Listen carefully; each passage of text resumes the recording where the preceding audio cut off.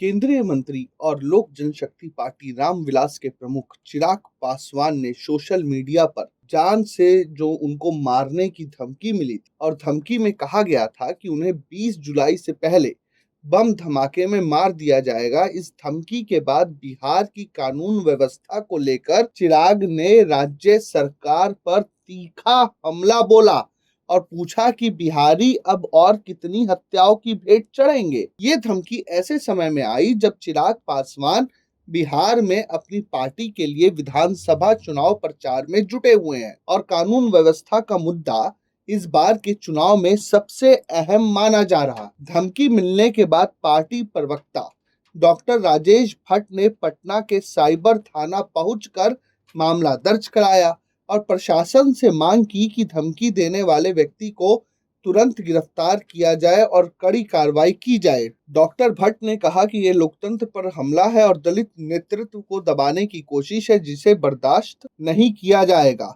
चिराग पासवान ने इस धमकी पर प्रतिक्रिया देते हुए नीतीश कुमार सरकार की कानून व्यवस्था पर तीखा हमला बोला।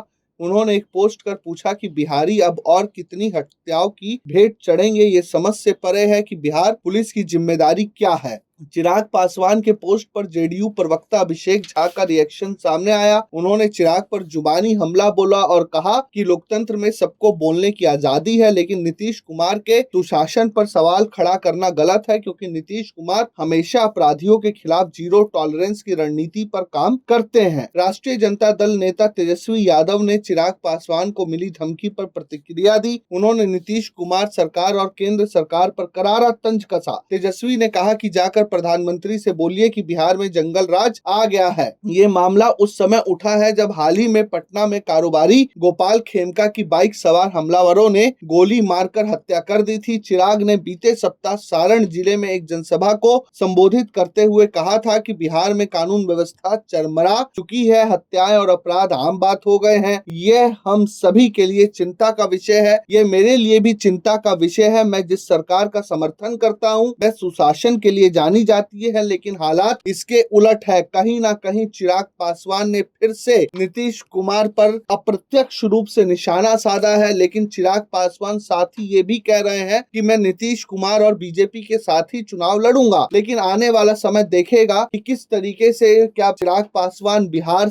में कोई नया खेल करते हैं और नीतीश कुमार से अलग हो जाते हैं या नीतीश कुमार के साथ ही रहते हैं। लेकिन हालिया बयानों पर आप ध्यान दें तो चिराग पासवान कहीं ना कहीं नीतीश से और उनके सुशासन से इत्तेफाक रखते नजर नहीं आ रहे। तो क्या ये सभी कारण होंगे, ये सभी समीकरण इस बात की तरफ या ऐसा माहौल बनाएंगे कि चिराग पासवान चुनाव से पहले तेजस्वी के साथ चले जाए? क्योंकि चिराग कई बार बोल भी चुके हैं कि मुझे बिहार की बहुत याद आती है, मुझे बिहार बुला रहा है। तो क्या चिराग पासवान मौका ढूंढ रहे हैं बिहार की राजनीति करने का? Bureau report, प्रजाहित।